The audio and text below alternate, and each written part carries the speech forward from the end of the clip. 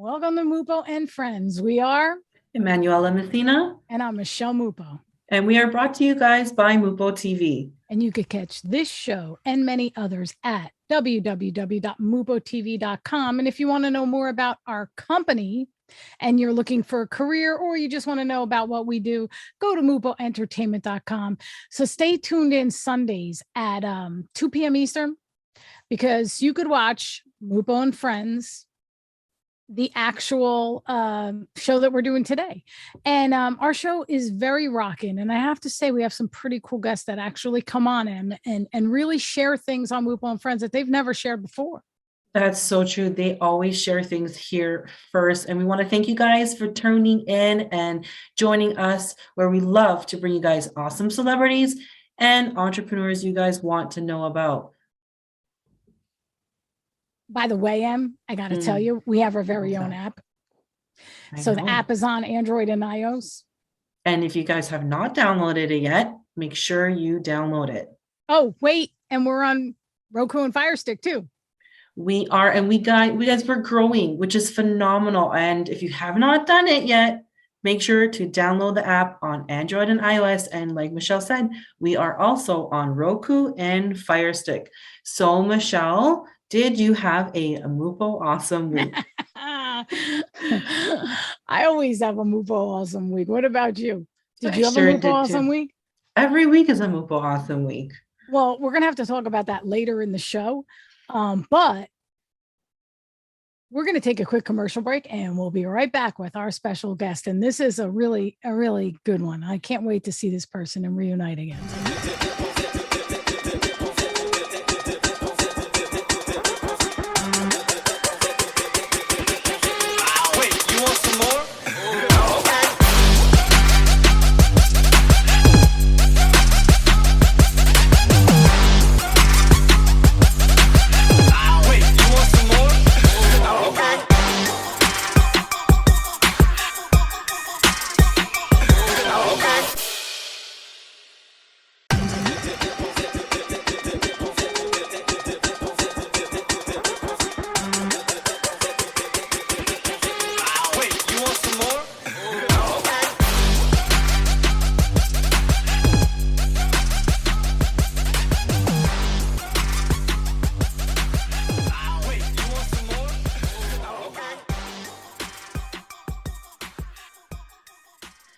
Hello, everyone, and welcome back to Mupo and Friends. And our special guest today is a musician and songwriter who went from being a shy and quiet kid to picking up a guitar and writing songs and developing an underground following. The songs that began as a form of self-therapy turned into a full-blown lifetime career, including songs on the soundtrack of The Crow, City of Angels, and Cowboys and Angels. Please welcome Brijitte West. Hello, Brijitte. How are you?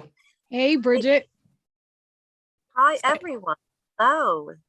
Let's hear that accent a little bit. What accent? All right. So at what point during lockdown did you actually get the idea for your musical project, Lockdown? At what point? I think it was when I realized, there was a moment I realized that everybody in the whole, pretty much in the whole world, or, the world as I know it, was going through the same thing.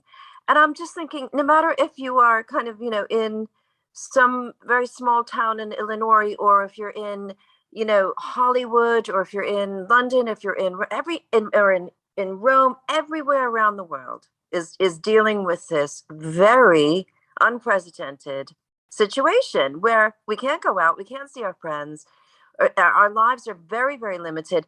And I started thinking about how lonely that must be for lots of people, and how much I wanted to really kind of just reach out, especially, to my fans that have been so incredibly loyal to me. So I thought, I'll do it. I'll just pick up my guitar. And I picked up my guitar and I recorded everything on my iPhone. I don't know if you know that or not. So yeah, I did. I spoke to Anthony. He told me. Yeah. So it's just like, and I thought, and I just put the videos out and people loved it. And I wish I could have done more, but it's kind of what I managed to do during lockdown, and then I ended up putting it out with 2 new songs as well. So yeah.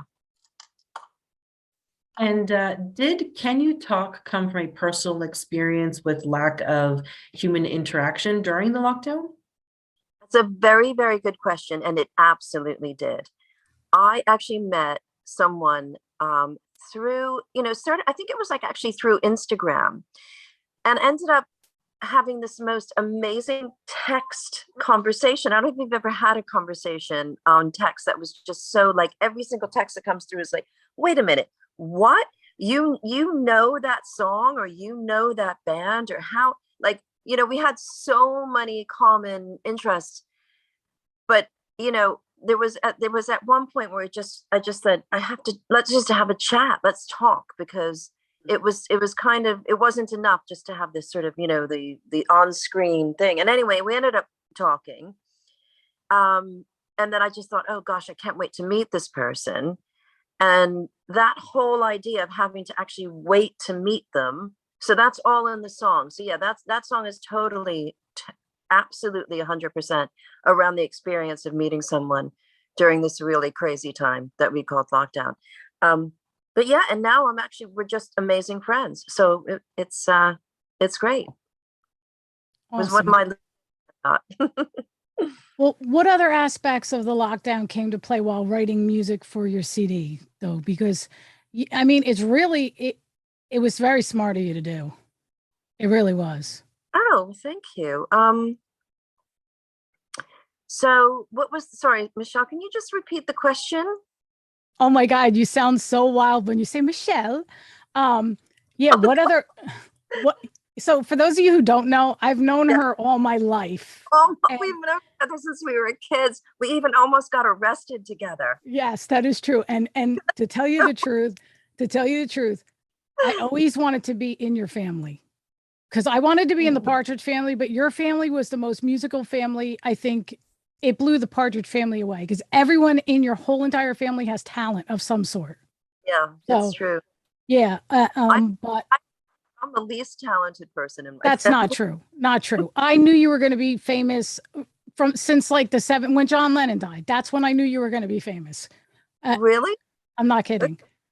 I'm not kidding. And I remember I told somebody who we used to hang out with, which I'm not going to mention any names, but they got a little jealous because I said that. But getting back to the interview, like what other aspects of the lockdown came into play? Okay, like while writing, like what else happened during lockdown while writing the CD? Did anything else happen that was just crazy that made you come up with like obviously there's certain songs that we're going to get into. We have questions down the road, but your suicide song, for instance.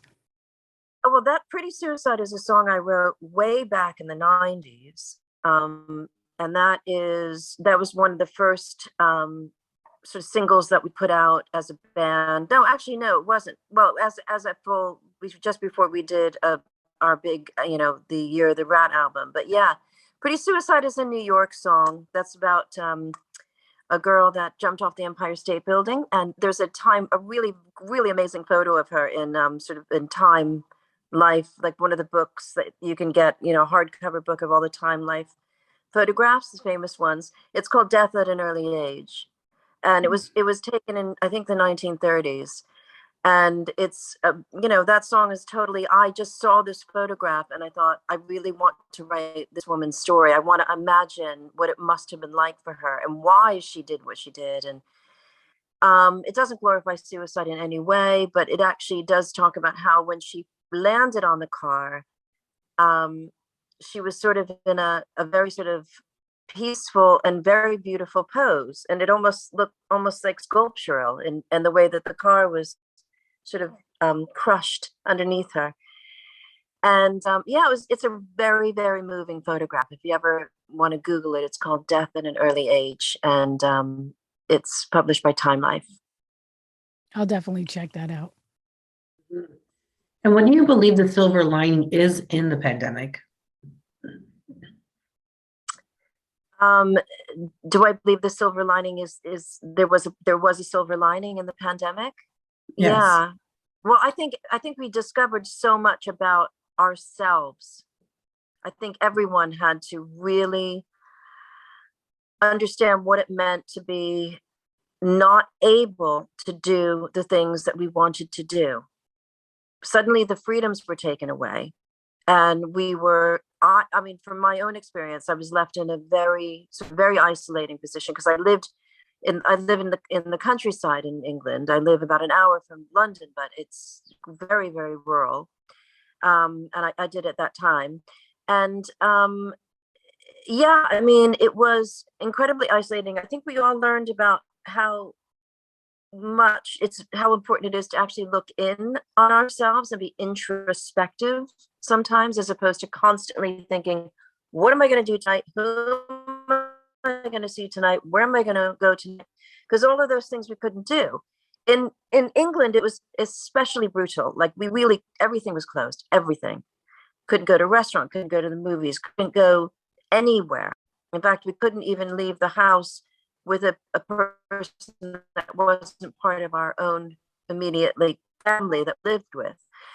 And these laws were very much enforced. It wasn't like, I talked to my family in the States, and they're like, yeah, but no one really, everybody kind of broke the rules a little bit here. It was not like that. It's very much, everybody was very, really, really followed everything very, very clearly. And I learned that for me, it was that, I was okay with that stillness. I was okay with myself. And it was really refreshing to know that, that I could actually just, be with my own thoughts and things like that. And for me, there was a silver lining in that. And yeah, obviously you're the 11th out of 12 children, right? Yes. How did that shape your character, being in that famous family of yours? Well, it was very chaotic. We, and when you have that many brothers and sisters, there's no real kind of one-on-one time with, your parents or anything like that. It's very much a feral existence. I was very much left to my own devices. And I think that shaped me, because I've always felt like I could sort of do what I wanted to do, and that I didn't have very much, I didn't have a lot of sort of fear around of being successful or not being successful. I just sort of went, I'm just going to do this because this is what I want to do. I didn't have, in a way, it was good. I didn't have a whole bunch of influences going, oh no, you need to go to school, you need to get a degree, you need to do this, you need to do that. I mean, I did all that afterwards, which is fantastic, and I'm glad I did all that. But the idea that there was always somebody watching you, well, there wasn't really anybody watching me. So I just did what I wanted to do, and I kind of still do, to be honest. How was the punk rock sound and lifestyle liberating for you? I guess, I have to say the most amazing thing about that was that I don't know, Michelle, if you remember, but I used to be a little bit of a tomboy. And I really felt that when I learned how to play guitar, and I was doing, the early days of New York Blues, I had very short hair. I was very much into kind of almost being a boy. That was very liberating for me.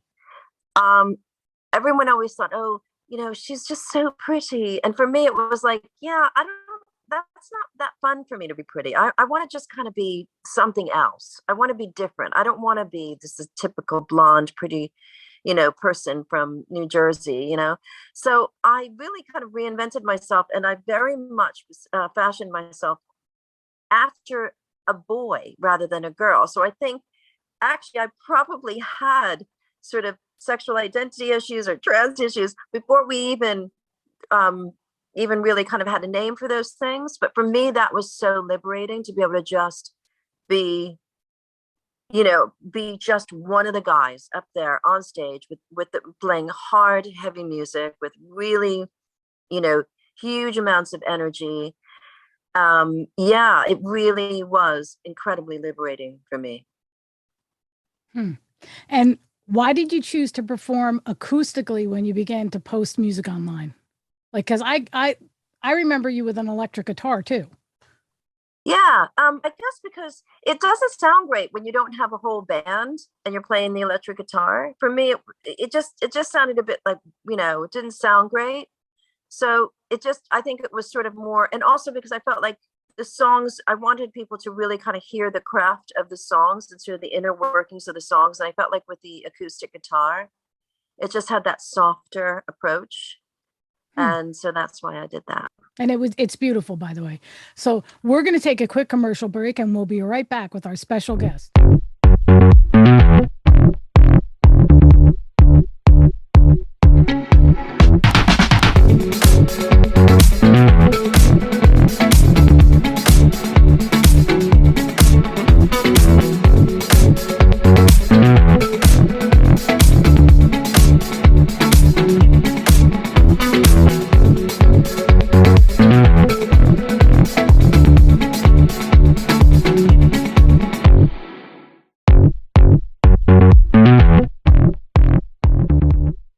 Welcome back, and we are with our special guest, Brijitte West. Now, why use social media as a venue?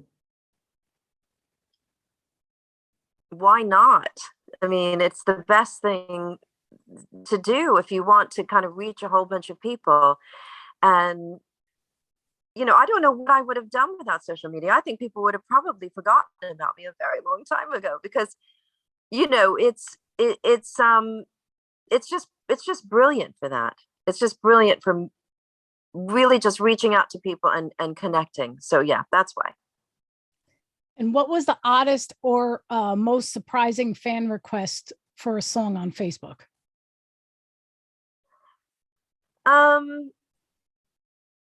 I think it was a very, very obscure song that was only released in Australia on a very, very limited run, on a 7-inch single. And I thought, that song, that's amazing. So yeah, the song is called Fade. Yeah, that was pretty surprising that someone actually wanted me to play that. And why do you think New York Luth's Pretty Suicide received a popular vote? I think people like songs about stories. I think story songs are kind of a really, people they resonate with people. They like listening to stories. We all, that's sort of an ancient thing. It goes back to, very, very early men. We pass on stories. We listen to stories. Also, it's not a song about sort of heartbreak. It's not a song about me. It's not a song about something. It's a song about somebody else. And it's a really, it's an interesting story. And also, obviously, Pretty Suicide, those two words are completely, at odds with each other. We would never hear those two words together. And that, obviously, as a writer, that was the goal, to kind of just put these two words together and make it really evocative. So I think whatever I did there must have worked, and people really liked the song. And what was the strangest place you've ever gotten an idea for a song? Like, I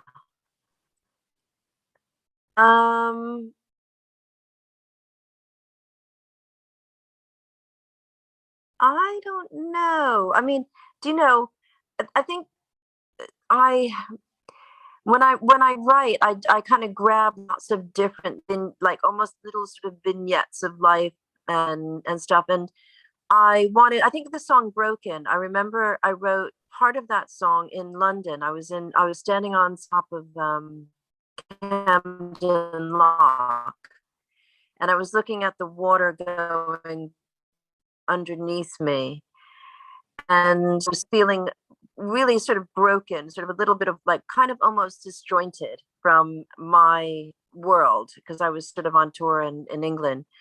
So I was still living in New York back then and had come to England for a tour. So I have a line in there that says, standing on the bridge, black water around my bed.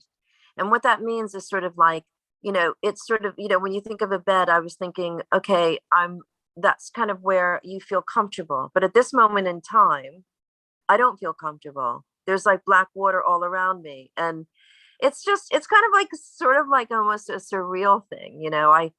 I go into sort of like almost switch into this kind of dream state, and I try and sort of write almost as if you were having a dream, like how sometimes in dreams things just don't make sense, that you can't really connect one with next. It's just completely, everything is upside down. So I think that's probably one of the moments I remember about how I wrote song.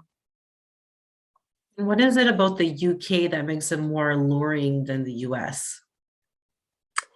I wouldn't say it's about being alluring. I think what it is that it was just a sort of a set of circumstances that I was signed to Sony Music Publishing, and I was working in London.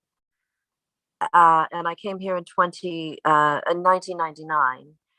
And I was just about to go home, and I met someone and then ended up marrying that person. We're not married anymore, God, and having 2 children.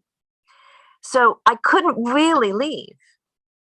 I couldn't, when you have kids in one country and then their father's in another country, you can't just kind of go, okay, we're all going back to America. Like, it just doesn't work like that. I liked bringing the kids up in the UK. That was another thing. They have a very different system here, education system. And yeah, I think it was more for that. But there's a lot of really amazing things about living here. Free healthcare, number one. And Really? yeah. For everybody. Yeah. And so it's a wonderful place to live. I mean, I do miss America and still love America a lot, and especially New York. But I do love living here. So I'm here. We're going to take a quick commercial break, and we will be right back.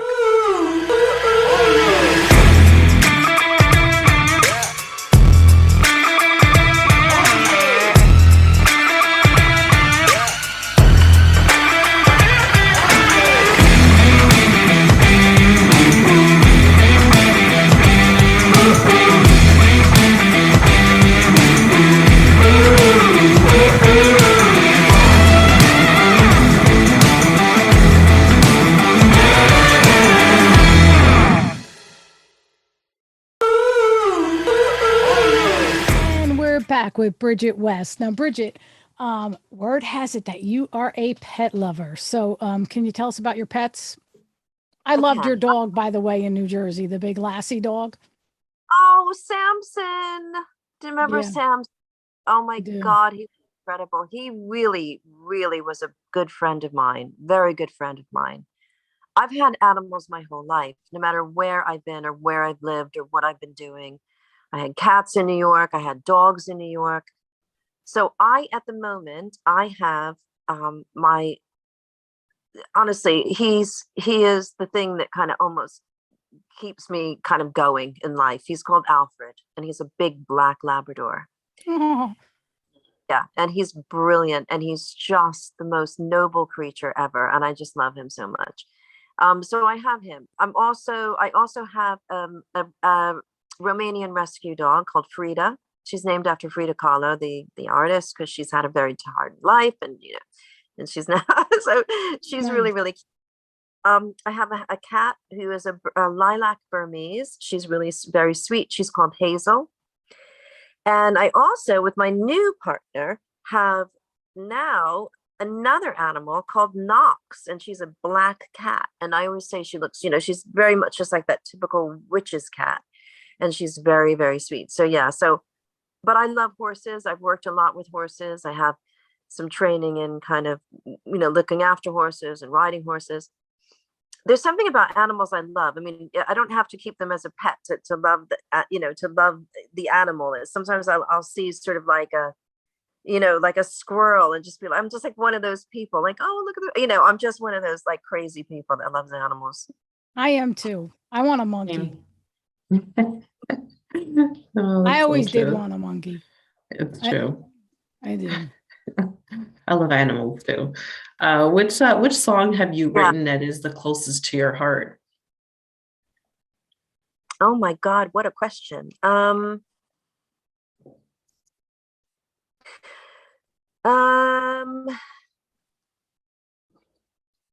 I think, well, one of the songs that when I listen to it now, I still kind of get, oh, it's called "We Didn't Make It," and it's on one of my solo albums.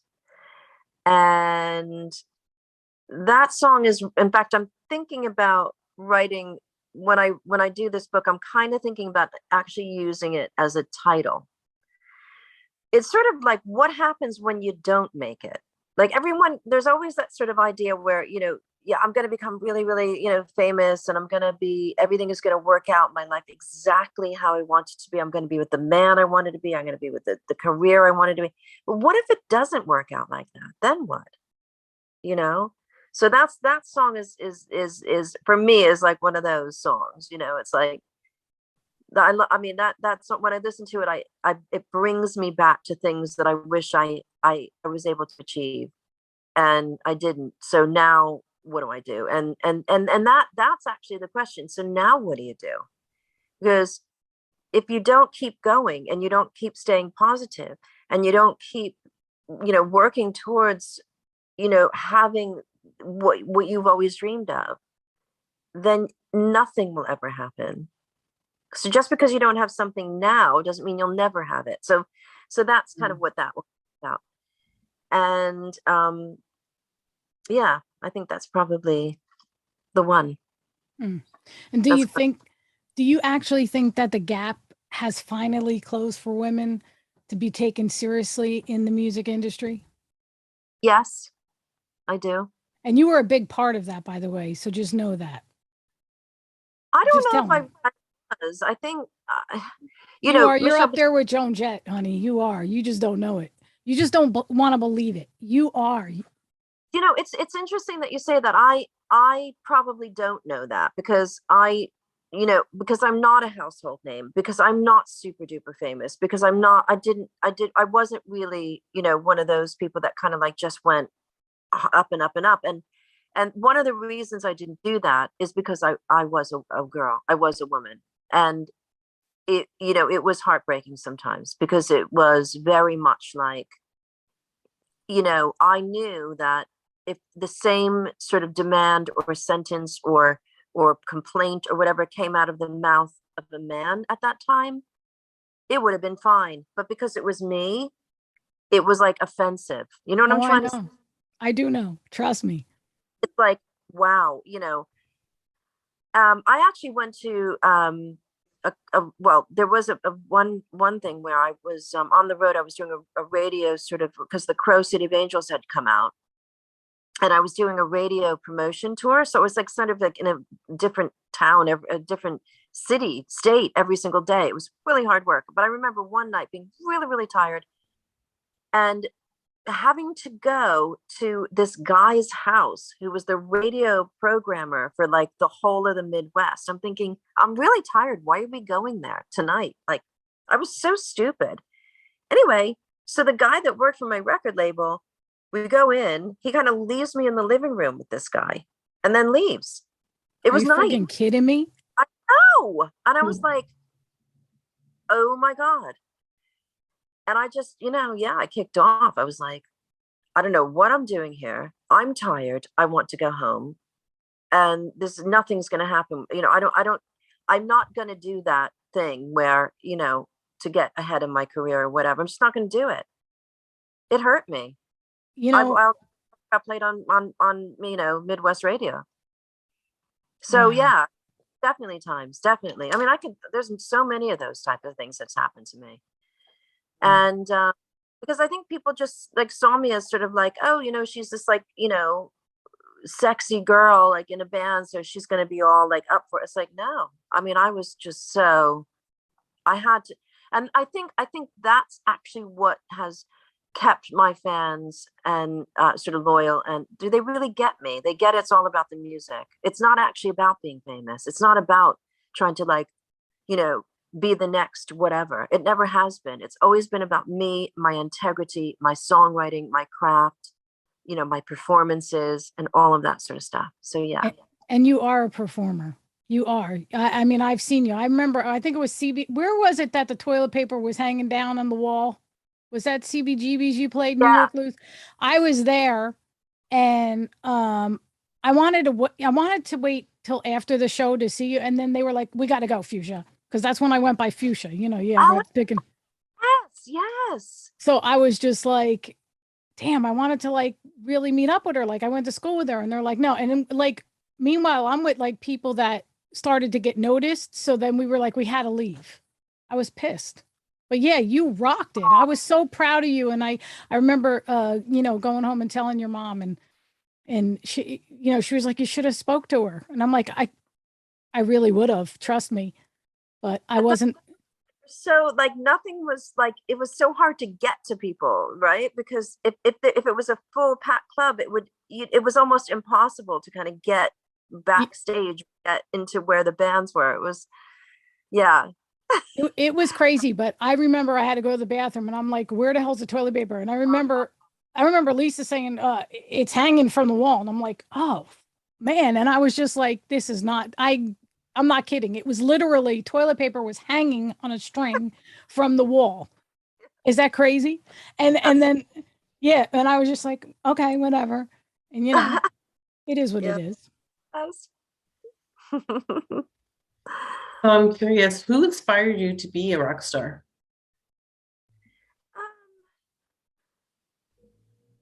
I don't know if there's one person. I think probably listening to Iggy Pop, especially the Raw Power album. That was a big one for me. I loved the energy. I loved the reckless abandon of it. I loved, I even, funny enough, my first band was called Evil Wattage. And I went out in a bra because I just went, Iggy goes out with no top on because I'm a girl. I can't do that. So I'm going to just wear my bra. And it felt so like liberating, but there was no, I didn't feel like, oh, it's going to be like this sexual thing. It was just sort of like, I don't know. I think he is probably one of my big he is one of my big inspirations. He has a sense of humor about what he does. He doesn't take himself too seriously. He was the real deal. I mean, he was doing this type of music, in the early, like sort of mid 60s. It wasn't even like 1977 punk. Do you know what I mean? It was like before that. So he was a total pioneer in that. So yeah, I think funny enough, it would have to be Iggy. And I also think his songwriting is really, really overlooked as well. So yeah. Now, out of your brothers and sisters, who is the closest to you? Like who really are you the closest to? And I'm going to ask you two questions. And then the next one is, what's next for you musically or personally? Okay. I'm going to say that I'm probably closest to my sister Rosie because she was almost like my mother growing up because my mom was very, very busy and doing other stuff. So my sister Rosie was like yeah. So Rosie probably. What's next for me? Well, I'm hoping to work on some new material. I really want to do a new rock album. I have a band that I'm interested in working with, so I'm just kind of finding the time to do that and make a new record. I'm working with somebody who wants to write my biography, which is so cool, and my memoirs. And I have a new business that I'm working on here, so I'm opening the doors to my new sort of art and antiques store on Thursday, which is nice. In 2 days. So I've been working. I've been working on that. So yeah, I'm doing lots of different things. Congratulations on that. And we're definitely going to take a quick commercial break, and we'll be right back with the conclusion of our interview with Brijitte West.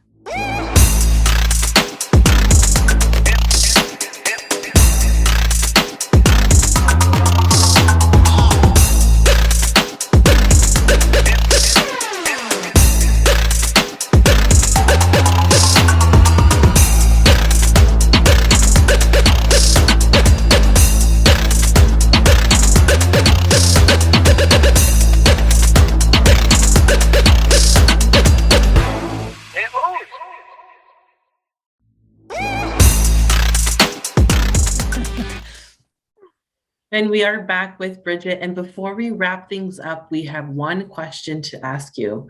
The last question. If you were to interview yourself, what question would you ask and what would the answer be?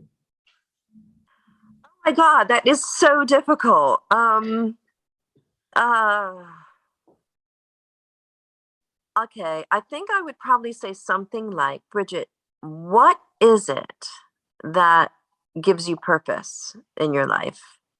What is it that makes you get up every morning and still have, always have that sort of feeling of being wanting to move forward and that sort of drive and also where do you get the confidence to do that?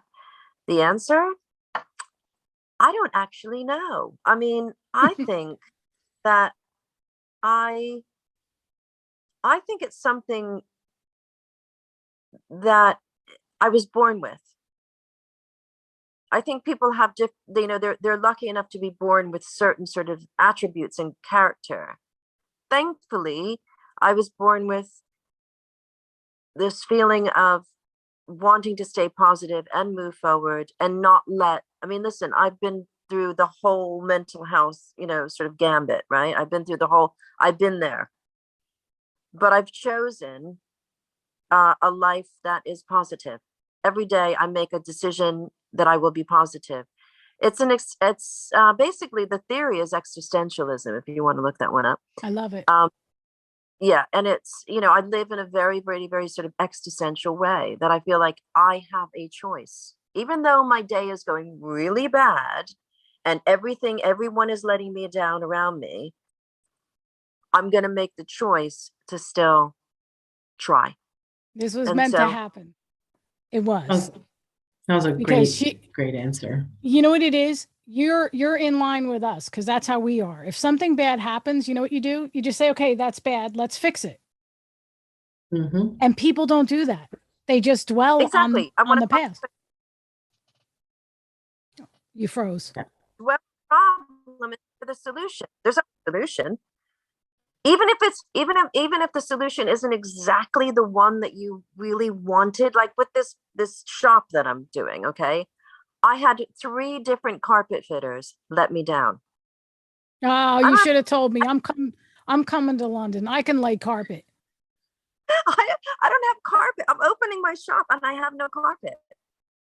Right? So I'm going tomorrow to paint the floor and put IKEA rugs down until I can get somebody to show up and do the carpet. Well, I'm going to give you advice. Do. When you're painting the floor, you have to be real particular because if you're going to get a glued down carpet, the glue will not adhere to the paint. So you're going to have to scrape that paint up. It's going to go around. So what I'm going to do is I'm going to be the carpet's down and then I'm just going to paint around the carpet, but it's temporary. But the thing is, there's this massive fair called the Petworth Art and Antiques Fair, which is going into the town that my shop is in. So I have to open this weekend. It would be such a missed opportunity if I didn't. You're going to do very well. And we're going to promote it. And if we have to do lives with you on Instagram, we will as well. This name of my shop, if anyone is interested, the name of my shop is called Mandrake Petworth, and I'm on Instagram and I've got a website, but that's just that's not music. It's my other love of which is art and sort of old things, antiques and things like that. Love it. Well, it's been a pleasure visiting with you today, and you guys can find Brijitte West Music on Spotify, Apple Music, and on Amazon. You can also follow, like, and subscribe to Brijitte on Facebook under Brijitte West or Brijitte West Music, at Brijitte West Music on Instagram, on her YouTube channel under Brijitte West, and her website, www.brijittewest.com. And when you Google him, you must put the J, so it's BRIJITTE. Can you say that one more time with that accent? I love it. And when you Google my name, you must put the J. It's BRIJITTE. I love it. And as always, thank you for tuning into Mupo and Friends, courtesy of Mupo TV. And you could catch this show and many others at www.mupotv.com. That's www.mupotv.com. And also catch us on Roku and Fire Stick. And make sure you download our app on Android and iOS. This is Emanuela Messina with our special host, Michelle Mupo. Until next time. Have a Mupo awesome week.